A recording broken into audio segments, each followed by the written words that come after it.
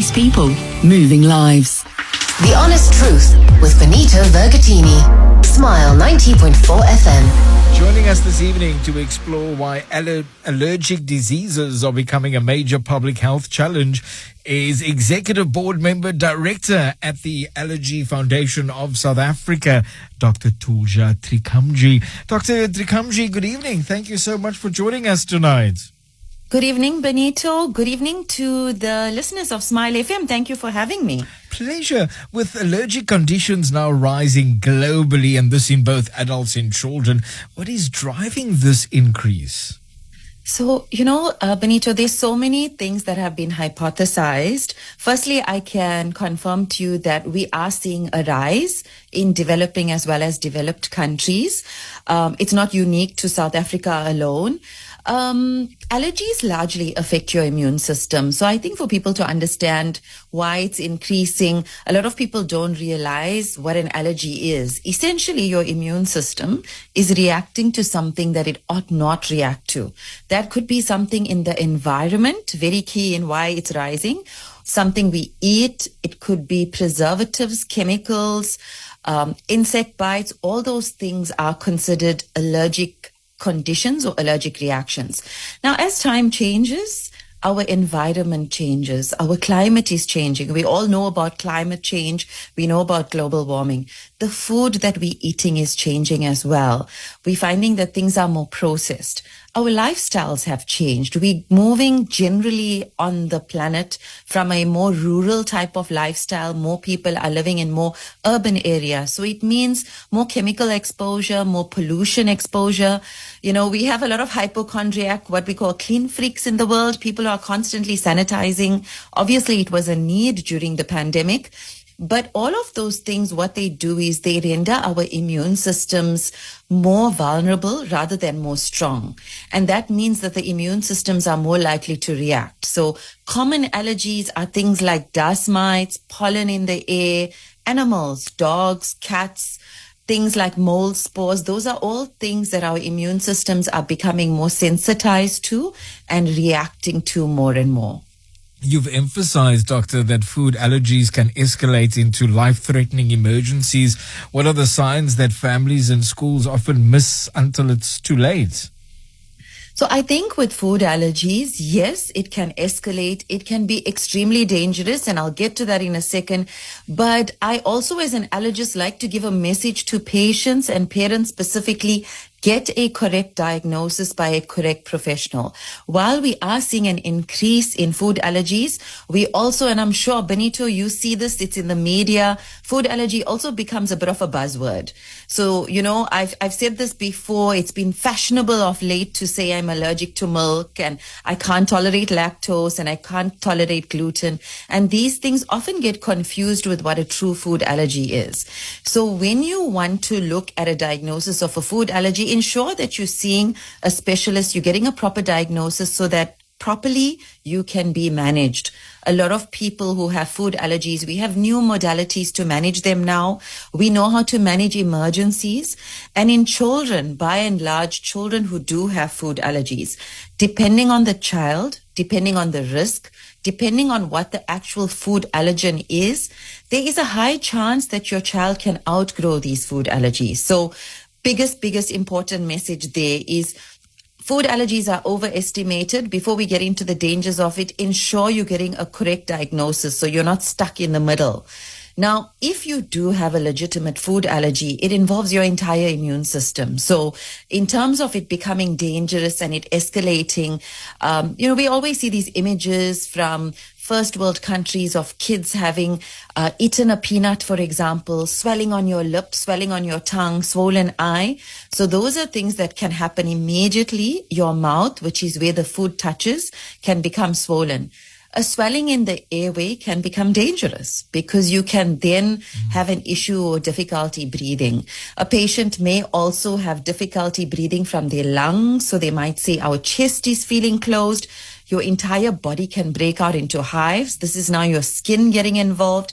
Your cardiovascular system can get involved. So high blood pressure, low blood blood pressure, your heart rate can increase or decrease. You can also have a change in your consciousness. These are all things that can happen, but happen extremely rapidly. And I can't stress enough how important it is if you do have a food allergy or know somebody in your family, in your classroom, in your working environment, to know that these are the symptoms. If they do escalate, somebody should know how to manage it. We often, as allergists, give our patients an emergency action plan. And depending on that patient, depending on their risk, somebody should know how to manage this. So the patient themselves should empower themselves so they can manage it timeously. Dr. Thulja Trikamjee, Executive Board Member Director at the Allergy Foundation of South Africa, joining us this evening, exploring why allergic diseases are becoming a public health challenge. Do join us and share your thoughts on 0829 904 904. With allergic conditions now rising globally, as you described earlier, Doctor, is there a move to treat allergies as a serious chronic disease? So, Benito, a lot of people just think that an allergy is when you eat a food and then you have an allergic reaction. But like I said, it's an overreaction of your immune system. Your immune system then encompasses your eyes, your nose, your skin, and your chest. So one of the conditions that people often don't attribute to an allergy perhaps is eczema, extremely common. One of the commonest chronic skin condition, causes a lot of mental health conditions in sufferers who have really bad eczema because it can affect them socially as well. So eczema medically is called atopic dermatitis. So that's a condition that generally is related to allergies. Another condition related to allergies is your asthma. A lot of patients who have asthma would tend to have what we call an allergic form of asthma, meaning that they would say, in pollen season, I cough a lot. Or when I cycle outdoors in the Western Cape and it's pollen season, I can find that my chest gets a little bit tight. So asthma, as we know, is a global health priority. It's something that causes mortality, meaning death in patients around the world. And I think that answers your question. Allergic diseases are not minor diseases. They can affect so many parts of your body and present in so many ways that globally, the World Allergy Organization, who actually organized this World Allergy Week, as well as the European Academy, stand together with all the countries to try to really drive the education and drive this advocacy towards patients should know what the warning signs are. Patients should know where to go for help, and patients deserve or have the right to be protected with the correct medication, with the correct bylaws. So yes, we are going on a global education program, if you can say, to try to equip, but also to empower people, healthcare practitioners, as well as patients, so that they know that allergies are not a minor condition. This really is something that it can impact you from so many avenues of your life. Dr. Trikamjee, we've also seen severe reactions that have been linked to everyday foods. How urgent is the issue of inconsistent food labeling and cross-contamination? It's again, excellent question, Benito. It's something that in developed countries is becoming or has become slightly more consistent. A lot of patients who travel to certain first world countries would find that, when you open up a menu, certain international airlines, you'd actually see the allergens clearly labeled. Unfortunately, and South Africa is not unique to this, most countries don't have these laws in place. I'm happy to say that it is something that the Allergy Foundation of South Africa, along with the National Society, the Allergy Society of South Africa, is trying to advocate for. It is something that we are trying to work on, to try to commit. Unfortunately, it's something that takes a while, but I think in terms of the effect of it on patients, it's massive. And an example I like to use is a patient with a nut allergy. A nut allergy is not the same in every patient. So depending on how severe your nut allergy is, you might have to avoid everything, or you might be that patient who can perhaps pick up a packet of sweets at Christmas or Easter that may say on the label, may contain traces of peanuts and tree nuts. So, that is just an example for your listeners of why this food allergy is so important. It's not simply a case of this does contain dairy or this does contain nuts. We call them pesky labels. There's those pesky labels where, when you have a family member who has an allergy, it really starts to rule your life. It starts to become something that I know parents obsess about everywhere they go. So the inconsistent food labeling is something that, patients truly struggle with, and something that we really try to advocate for globally. Many self-diagnose or even delay seeking medical help for allergic symptoms. What risks does this create? So, with self-diagnosis, Benito, there's two things, and it's not a blanket thing. With self-diagnosis, with things like food allergy, I often find, and this has been found globally, and even in our country, a lot of food allergy is self-diagnosed. So self-diagnosis can just impact your quality of life in a negative way. Just today, I consulted with a patient who said to me that she had a skin condition and had seen somebody who put on an elimination diet and told her that she was allergic to a list of 17 foods. So when we're looking at self-diagnosis or incorrect diagnosis, while we as allergists are truly advocating for allergies to be taken seriously, I think it's also important for us to know that because an allergy is serious, an allergy shouldn't be just diagnosed without a proper test, without the proper doctor, because even that patient will struggle in terms of having to avoid so many things. Your mental health is then affected when everywhere you go, you're questioning food and you're questioning menus. Your nutrition would be affected if you're avoiding a bunch of things. And if you're not allergic to these things, then these things are not helping you in any way. So if you're considering a food allergy, please, listeners, don't use TikTok. Don't use your neighbor's story.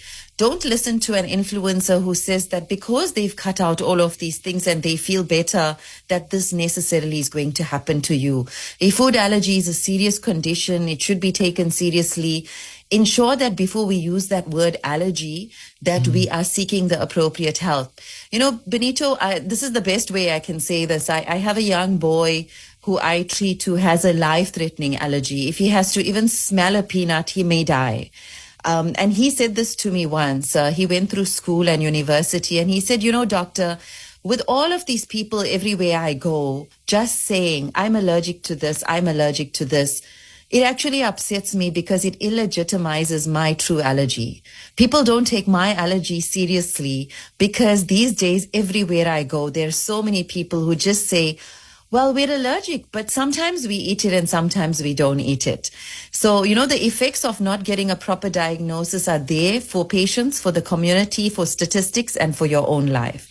But then in terms of your actual allergy, if you do have a true food allergy, ensure you're getting the correct help, because our science and our understanding of allergies has improved so much in the last few decades.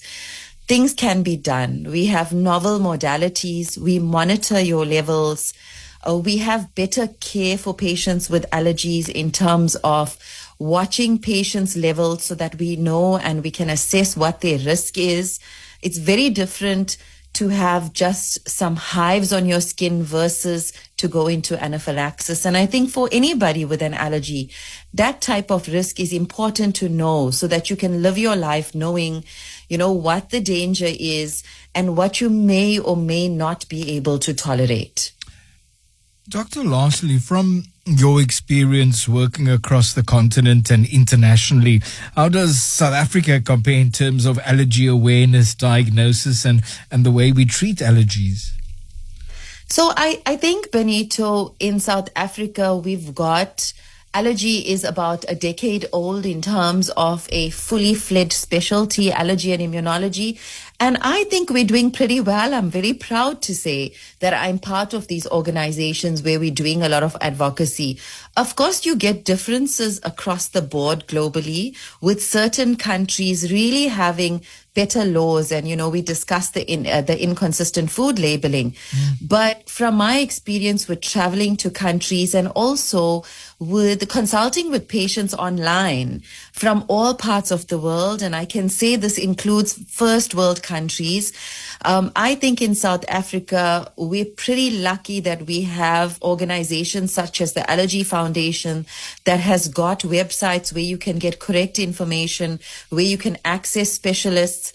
And we have specialists here who are keeping up with international guidelines as well. So I think South Africa fares pretty well in terms of global understanding. The global understanding of allergy and immunology as a collective isn't great. There are countries that do better, but I think South Africa, considering we're a developing country, is doing pretty okay, considering we have patients flying from other parts of the world just to come and consult with some of us over here.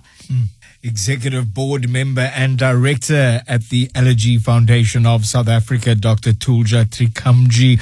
Doctor, thank you. Thank you so much for joining us this evening. Appreciate that. Thank you for having me. And I hope if there's somebody with an allergy who has heard this, that this would change at least one person's life. And happy World Allergy Week to the listeners.